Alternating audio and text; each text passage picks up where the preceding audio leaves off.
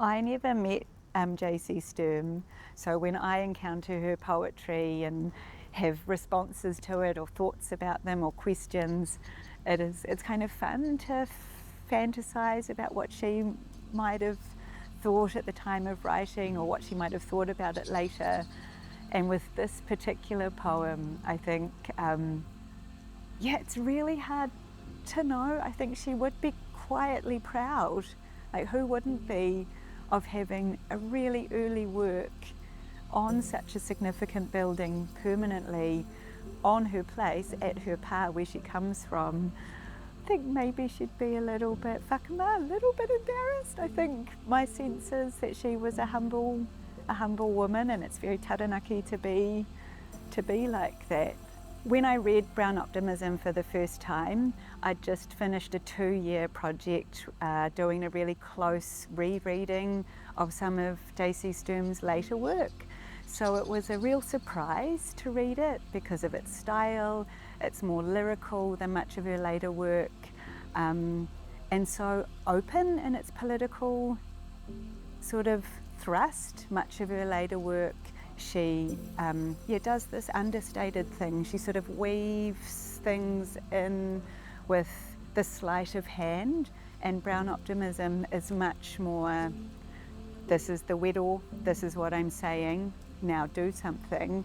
So it was a really exciting thing to read because it just felt like access to another part of her, and also a real reflection of what her life was like at the time.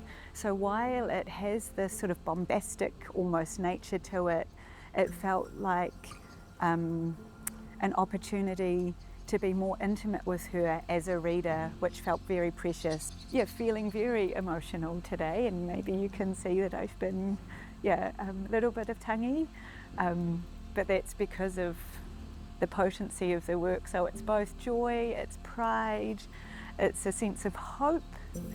When I think about Sturm's work being permanently on the façade of the library, it feels so right.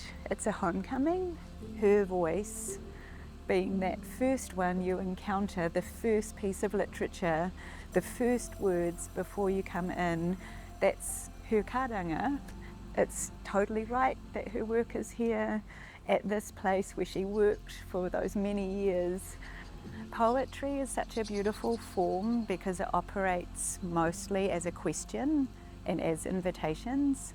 So I hope when people read Brown Optimism, they'll feel curious and they'll feel invited to consider that complexity that she is laying out in, it's a pretty forthright, forceful way.